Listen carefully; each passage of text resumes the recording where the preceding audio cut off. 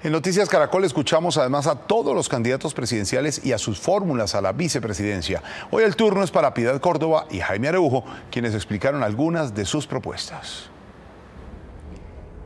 Piedad Córdoba, candidata a la presidencia de la República. Jaime Araujo, gracias por estar en Noticias Caracol. ¿Cuál es el país que se han encontrado? Ese país que ustedes dicen, queremos gobernar a Colombia, y al momento de definirlo, ¿qué se les viene a la cabeza? Realmente, María Alejandra, encontramos un país muy empobrecido, un país al que le han robado la esperanza, lo han hecho que se resigne a la falta de derechos, a la pobreza, a la marginalidad, a la exclusión. Y Colombia, siendo un país tan bonito, con gente tan maravillosa, yo creo que con una naturaleza que la quisieran muchos países del mundo, realmente la gente vive en unas condiciones muy precarias. Yo simplemente agregaría que es un país profundamente injusto. Y es injusto porque hay unos colombianos que tienen unos derechos, pero que el resto de los colombianos también merece esos derechos. Entonces nos preocupa que gente que tenga la educación, pues la conserve, y eso nos parece bien. Pero sí nos preocupan todos aquellos que no tienen el derecho a la educación.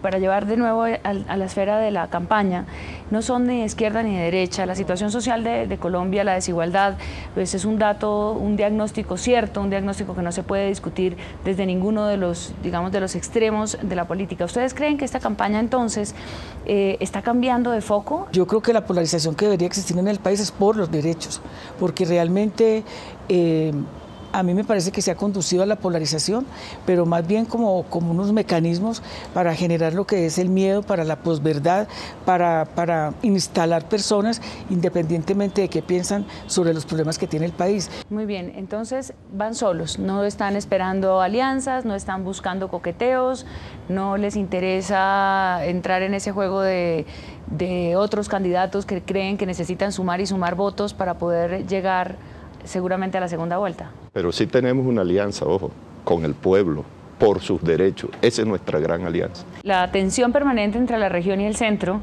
ese debate postergado del centralismo, de la descentralización, qué tanto se necesita de lo uno y de lo otro, ustedes los llevan a una propuesta de Estado federal. Sí, pero además un Estado federal moderno, porque no es el Estado federal antiguo, es un Estado federal que además es multicultural, y eso es importante, con participación no solo de la gente en las regiones, sino también de la diversidad étnica y cultural de las personas. El tema de la corrupción aparece siempre en todos los procesos electorales, se identifica como el tema más grave, cada vez se dice que se tocó fondo, que ya no se puede ir más allá, pero realmente, además de mencionarse en las campañas, pues poco aparentemente se hace y se logra para frenar esa corrupción. ¿Ustedes están así de preocupados como todos los colombianos con este tema? Muy preocupados, María Alejandra, pero con una claridad que creemos que otras personas no lo han planteado. Es que la corrupción no es un tema solo de buenos y de malos, donde normalmente el que habla contra la corrupción se pone del lado de los buenos y los demás son los malos.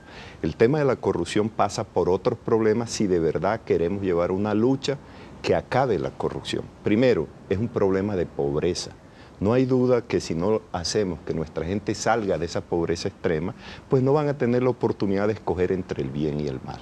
Es un problema de derechos humanos, volvemos al tema de los derechos. ¿Por qué? Porque los corruptos, no hay duda que nos quitan la salud, la educación y la vivienda. Pero también el corrupto intermediario tiene la posibilidad de existir, porque los colombianos no tienen ese derecho. Porque si llegara un corrupto a decirme a mí, yo le doy la beca para su hijo y vota por mí, si mi hijo tuviera ese derecho a la educación garantizado, yo le diría, corrupto, váyase que no lo necesito. Igual para la salud, igual para el trabajo. No es cierto que la corrupción sea solo de los funcionarios o de los particulares, porque si todos los particulares fueran correctos, aunque todos los funcionarios públicos fueran corruptos, no podrían hacer corrupción, o viceversa. Todos los funcionarios podrían ser honestos y todos los particulares corruptos. La realidad es que hay una simbiosis entre unos corruptos de la administración y unos corruptos de afuera. Yo también creo que hay un elemento que es muy desesperanzador para la sociedad en el tema de la corrupción. Y frente a eso yo propondría que los delitos de corrupción no puedan prescribir, porque todas esas ardides judiciales y jurídicas permiten que la gente salga por vencimiento de términos. Entonces la gente dice, aquí no paga sino el de Ruana. que un tipo que le haya hecho un daño grave a la cosa pública termine en casa por cárcel, cuando lo que debería era irse para la cárcel.